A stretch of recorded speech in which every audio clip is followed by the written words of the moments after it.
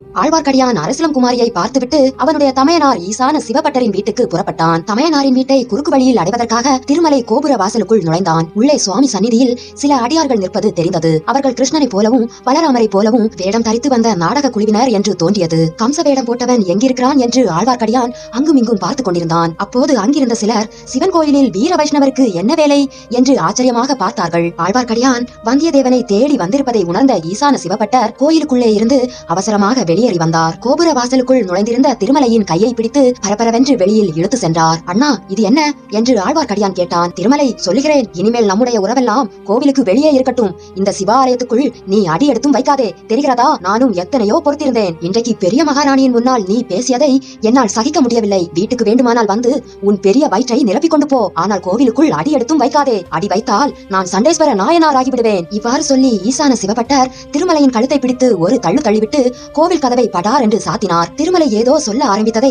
ஒரு கணமும் காது கொடுத்து கேட்காமல் கோவில் கதவை உள்புறம் தாளிட்டுக் கொண்டு போய்விட்டார். ஏதோ பலமான விஷயம் இருக்கு, இல்லைனா இப்படி கோபப்பட மாட்டார் என்று ஆழ்வார்க்கடியான் முணுமுணுத்துக் கொண்டே ஈசான சிவபட்டரின் வீட்டிற்கு சென்றான். வேடிக்கை வேடிக்கையாக பேசும் திருமலையிடம் பட்டரின் மனையாளுக்கு மிக்க பிரியம். அந்த அம்மாளிடம் வழக்கத்தை விட வேடிக்கையாக பேசி பயிறு நிறைய சிவன் கோயில் பிரசாதத்தை சாப்பிட்டுவிட்டு வாசல் திண்ணையில் வந்து படுத்தான். இரவு அர்த்தஜாம பூஜையை முடித்துக் கொண்டு ஈசான சிவபட்டர் தம் இல்லத்துக்கு வந்தார். வாசல் திண்ணையில் ஆழ்வார்க்கடியான் படுத்திருப்பதை பார்த்தார். திருமலை, திருமலை என்று கோப குரலில் கூப்பிட்டார். திருமலை நல்ல தூக்கத்தில் ஆழ்ந்திருப்பதாக பாசாங்கு செய்தான். வீட்டு கதவை படார் என்று சாத்திக் கொண்டு ஈசான சிவபட்டர் உள்ளே போனார். தனது மனைவியாருடன் அவர் சண்டை பிடிக்கிற தோரணையில் பேசியது அரைக்குறையாக திருமலையின் காதில் விழுந்தது. தன்னை பற்றி தான் சண்டை என்பதை திருமலை தெரிந்து கொண்டான். காலையில் எழுந்ததும் ஈசான சிவபட்டர் திருமலையிடம் வந்து, மறுபடி நாடு சுற்ற எப்போது புறப்படுகிறாய்? அண்ணா, தங்கள் கோபம் தணிந்த பிறகு புறப்படுவேன். இனி என்னை அண்ணா என்று கூப்பிடாதே. இன்று முதல் நான் உன் தமையனும் அல்ல, நீ என் தம்பியும் அல்ல. பட்டரின் மனைவி திருமலைக்காக பரிந்து, எதற்காக இப்படியெல்லாம் இவனை சபிக்கிறீர்கள்? இத்தனை நாளும் சொல்லாததை இவன் இப்போது என்ன புதிதாக சொல்லிவிட்டான்? உங்களுக்கு தான் சிவபக்தி அதிகமாக முற்றிவிட்டது. உனக்கு ஒன்றும் தெரியாது. அவன் நேற்று பெரிய மகாராணியின் முன்னிலையில் என்னவெல்லாம் சொன்னான் தெரியுமா? சுடுகாட்டில் சாம்பலை பூசிக்கொண்டு திரியும் பரமசிவனுக்கு கோயில் எதற்கு என்று கேட்டான். என் காதில் ஈயத்தை காய்ச்சி ஊற்றியது போல் இருந்தது. இனிமேல் அப்படியெல்லாம் பேச மாட்டான். நான் புத்தி சொல்லி திருத்தி விடுகிறேன். அவனிடம் நல்ல வார்த்தையாய் சொன்னால் கேட்கிறான் என்று கூறினாள் ஈசான சிவபட்டரின் மனைவி. நல்ல வார்த்தையும் ஆயிற்று, பொல்லாத வார்த்தையும் ஆயிற்று. இவன் ராமேஸ்வரத்துக்கு உடனே போகட்டும். ராமர் பூஜை செய்து பாவத்தை போக்கிக் கொண்ட சிவலிங்கத்தை இவனும் பூஜை செய்து விட்டு வரட்டும். அதுதான் இவனுக்கு சரியான பிராயசித்தம். அப்படி செய்யும் வரையில் நான் இவன் முகத்திலேயே விழிக்க மாட்டேன். திருமலையின் உதடுகள் துடித்தன. ஆனால் பேசினால் காரியம் கெட்டுவிடும் என்று பொறுமையை கடைபிடித்தான். ஈசான சிவபட்டரின் மனைவி இச்சமயத்தில் மறுபடியும் தலையிட்டு, அதற்கென்ன, ராமேஸ்வரத்துக்கு போக சொன்னால் போகிறான். அவனுடன் நாமும் போகலாம். இத்தனை நாள் ஆகியும் நமக்கு தான் குழந்தை பிறக்கவில்லை. பூர்வ ஜன்மத்தில் என்ன பாவம் செய்தோமோ என்னமோ. திருமலை, எல்லோருமாக ராமேஸ்வரத்துக்கு போகலாமா? அவர்கள் இரண்டு பேரையும் ஈசான சிவபட்டர் முறைத்து கோபமாக பார்த்துவிட்டு போய்விட்டார். கொஞ்ச நேரத்துக்கெல்லாம் ஈசான சிவபட்டர் திரும்பி வந்து திருமலையிடம் சாந்தமாக பேசினார். தம்பி, கோபம் பாபம் சண்டாளம் என்று பெரியோர்கள் சொல்லியிருக்கிறார்கள். நான் கோபத்துக்கு இடம் கொடுத்து விட்டேன். உனக்கு ஒன்றும் வருத்தம் இல்லையே? இல்லவே இல்லை என்று சொன்னான் ஆழ்வார்க்கடியான். திருமலை, அப்படியானால் நீ இங்கேயே இரு. உச்சிக்கால பூஜையை முடித்துக் கொண்டு நான் வந்து விடுகிறேன். உன்னிடம் சில முக்கியமான விஷயங்களை பற்றி யோசனை கேட்க வேண்டும். இங்கேயே இருக்கிறாய் அல்லவா? எங்கும் போய்விட மாட்டாயே? எங்கும் போகவில்லை அண்ணா. தங்களை விட்டு எங்கும் போவதாக உத்தேசமில்லை.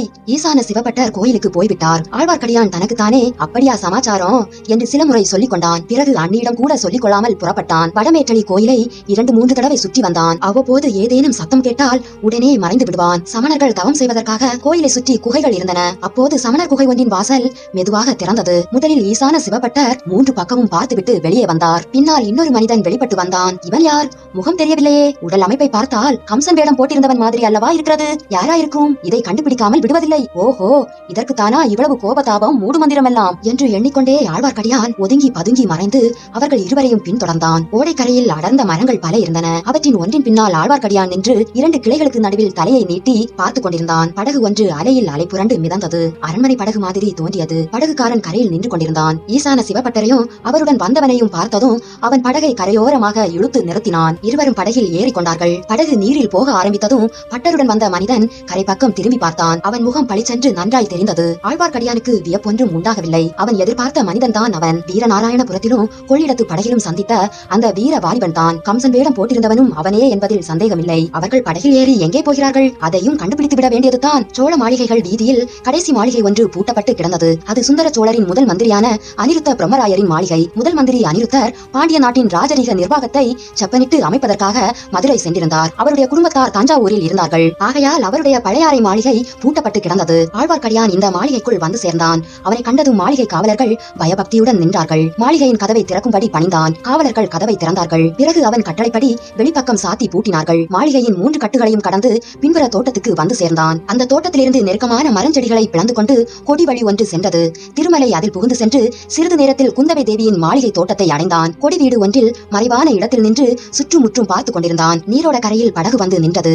அதிலிருந்து ஈசான பட்டரும் வந்தியத்தேவனும் இறங்கினார்கள். பிறகு நீர்த்துறையின் படிக்கட்டுகளின் வழியாக ஏறி வந்தார்கள். படிக்கட்டுகளுக்கு சற்று தூரத்தில் தோட்டத்தில் அமைந்திருந்த பளிங்குக்கல் மேடையில் இளைய பிராட்டி குந்தவை அமர்ந்திருந்தாள். படகில் வந்தவர்கள் நீர்த்துறையில் படிக்கட்டுகளில் ஏறி மேற்படிக்கு வந்ததும் இளைய பிராட்டி குந்தவை தேவி எழுந்து நின்றாள். வந்தியத்தேவன் அப்போதுதான் அப்பெண்ணரசியின் திருமுகத்தை கூர்ந்து பார்த்தான். பார்த்தது பார்த்தபடியே நின்றான். வந்தியத்தேவனுக்கும் இளைய பிராட்டி குந்தவைக்கும் மத்தியில் ஒரு பூங்கொடி தன் இளம் தளிரை கொண்டு இடைமறித்து நின்றது. அந்த கொடியில் ஓர் அழகிய பட்டுப்பூச்சி வந்து உட்கார்ந்தது. குந்தவை தன் பொன்முகத்தை சிறிது குனிந்து அந்த பட்டுப்பூச்சியை பார்த்து கொண்டிருந்தாள். வந்தியத்தேவனோ குந்தவையின் முகத்தையே கண்கொட்டாமல் பார்த்து கொண்டு நின்றான். வல்லவரையனும் குந்தவை தேவியும் இப்பூ உலகில் தாங்கள் பிறந்து வளர்ந்ததெல்லாம் இந்த சந்திப்புக்காகவே என்பதை அவர்களுடைய உள்ளுணர்ச்சி உணர்த்தியது. ஆனால் தங்களுடைய பரஸ்பர அந்தஸ்தில் இருந்த வேற்றுமையை அவர்களால் மறக்க முடியவில்லை. முழுதும் உணர்ச்சி வசப்பட்டு மனதை கட்டுக்கடங்காமல் அவர்கள் விட்டும் விடவில்லை. ஒரு கணம் ஒருவரை ஒருவர் பார்த்து கண்ணோடு கண் சேர்வதும் அடுத்த கணத்தில் தங்கள் கண்களை திருப்பி அக்கம் பக்கத்தில் இருந்த பூக்கள் மரங்களை பார்ப்பதுமா இருந்தார்கள். ஈசான சிவபட்டர் தொண்டையை கனித்த பிறகுதான் இருவரும் ஏதோ ஒரு முக்கியமான காரியம் பற்றி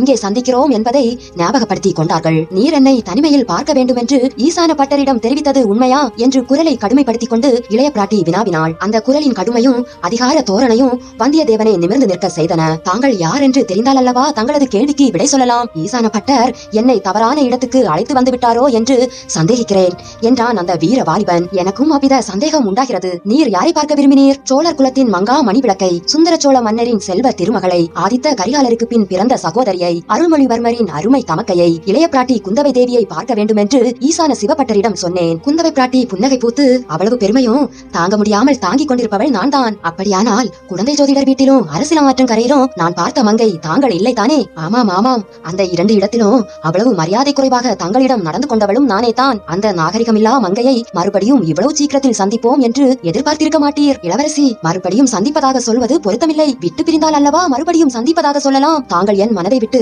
ஒரு கணமும் அகலவில்லை. தொண்டை மண்டலத்தார் இவ்வளவு சமத்காரமாக பேசுவார்கள் என்று நான் எதிர்பார்க்கவில்லை. இளவரசி, எல்லா பெருமையும் சோழ நாட்டிற்கே தான் கொடுப்பீர்களாக்கும். வேறு நாடுகளுக்கு ஒரு பெருமையும் தரமாட்டீர்கள் போலிருக்கிறது. ஆம், என்னிடம் அந்த குற்றம் இருப்பது உண்மைதான். உமக்கு எங்கள் சோழ நாட்டை பிடிக்கவில்லையா? இளவரசி, பிடிக்காமல் என்ன, நன்றாய் பிடித்திருக்கிறது. ஆனால் இச்சோழ நாட்டில் 2 பெரும் அபாயங்கள் இருக்கின்றன. அவற்றை எண்ணினாலே எனக்கு பயமா இருக்கிறது. சோழ நாட்டு வீரர்களின் வாளும் வேலும் அபாயகரமான ஆயுதங்கள். அயல் நாட்டவர்கள் இங்கே ஜாக்கிரதையாக வர வேண்டும். முக்கியமாக ஒற்றர் வேலை செய்வதற்கென்று வருவோர் மிக ஜாக்கிரதையாக வர வேண்டும். இளவரசி, அந்த 2 அபாயங்களை நான் குறிப்பிடவில்லை. வாளும் வேலும் என்னிடமும் இருக்கின்றன. அவற்றை உபயோகிப்பதற்கும் நான் நன்கு அறிவேன். உமது வேலின் வன்மையைத்தான் அரசியல் ஆற்றங்கரையில் அன்று பார்த்தேனே. செத்து போன முதலையை உமது வேல் எத்தனை வேகமாக தாக்கியது. ஒரே தாக்குதலில் உள்ளே அடைத்திருந்த பஞ்சையெல்லாம் வெளிக்கொண்டு வந்துவிட்டதே. இளவரசி, சோழ நாட்டு மாதரசிகள் செத்த முதலையை கண்டு பயந்து சாகும் வீர மங்கைகள் என்பதை நான் அறியேன். சோழ நாட்டு வீரர்கள் செத்த முதலையை தாக்கும் சுத்த வீரர்கள் என்றும் எனக்கு தெரியாது. உயிருள்ள முதலை என்று எண்ணி வேலை அறிந்தேன். அது என் தவறும் அன்று,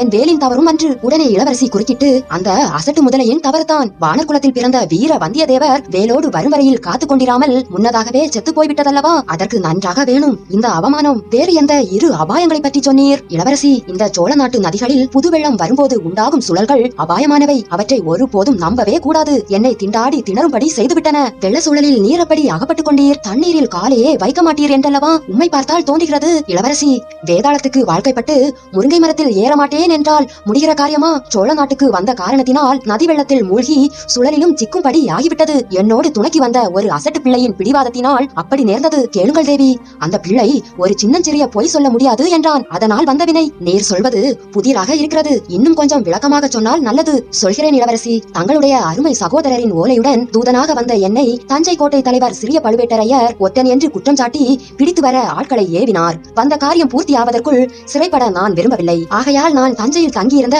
வீட்டு சிறுவனை வழிகாட்ட அழைத்துக் கொண்டு கிளம்பினேன். தஞ்சை நகரில் யாருடைய வீட்டில் தங்கினீர்? இளவரசி, கோட்டைக்கு வெளியே பூக்கார பெண்மணி ஒருத்தியின் வீட்டில் தங்கினேன். அந்த அம்மாள் ஊமை.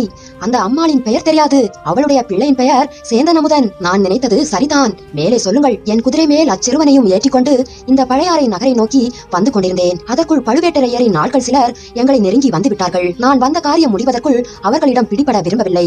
குடமுருட்டி யாரு வந்ததும் அச்சிறுவனிடம், நான் இங்கே இறங்கிக் கொள்கிறேன், நீ பாட்டுக்கு குதிரையை விட்டுக் கொண்டு போ, உன்னை நான் தான் என்று அவர்கள் தொடர்ந்து துரத்தி வருவார்கள். உன்னை பிடித்த பிறகு ஏமாறுவார்கள். நான் எங்கே என்று அவர்கள் கேட்டால் ஆற்றில் விழுந்து மூழ்கி போய் விட்டதாக சொல் என்றேன். அந்த பையனோ ஹரிச்சந்திரனுடைய பரம்பரையில் வந்தவன் போல் இருக்கிறது. நீங்கள் மூழ்காத போது எப்படி மூழ்கிவிட்டதாக பொய் சொல்வேன் என்றான். அந்த பிள்ளை பொய் சொல்ல வேண்டிய அவசியம் ஏற்படாமல் இருக்கும் பொருட்டு அவனை குதிரையில் சேர்த்து கட்டிவிட்டு நான் நதியில் குதித்து மூழ்கிவிட்டேன். இந்த சோழ நாட்டு நதிகளில், அதுவும் கரை ஓரங்களில் எப்பேற்பட்ட நீர் சுழல்கள்! அவற்றில் அகப்பட்டுக் கொண்டு நான் பெரிதும் திண்டாடி போனேன். கடைசியில் கரையோரத்தில் இருந்த மரத்தின் வேர் ஒன்றை பிடித்துக் கொண்டு கரையேறி உயிர் பிழைத்து வந்தேன். அச்சமயம் அரண்மனைக்குள்ளே இருந்து இனிய குழல் ஓசை கேட்டது. அதைத் தொடர்ந்து தண்டை சிலம்புகளின் கிண்கிணி ஒலியும் மத்தளத்தின் முழக்கமும் கலந்து வந்தன. பின்னர் இளம் பெண்களின் இனிய குரல்கள் பல சேர்ந்து ஒலித்தன. அவர்கள் சிலப்பதிகார காவியத்தில் உள்ள ஆராய்ச்சியர் குரவை பாடல்களை பாடினார்கள். பாடல் முடியும் வரையில் குந்தவையும் வந்தியத்தேவனும் அதன் இனிமையில் ஈடுபட்டு தம் வசமிழந்து நின்றார்கள். மறுபடியும் வாத்திய முழக்கத்துடன் ஆடல் தொடங்கியதற்கு அறிகுறியாக தண்டை சதங்கைகளின் ஒலி எழுந்தது. இளவரசி, அரண்மனையில் குரவை கூத்து நடக்கிறது போலும். கடம்பூர் மாளிகையில்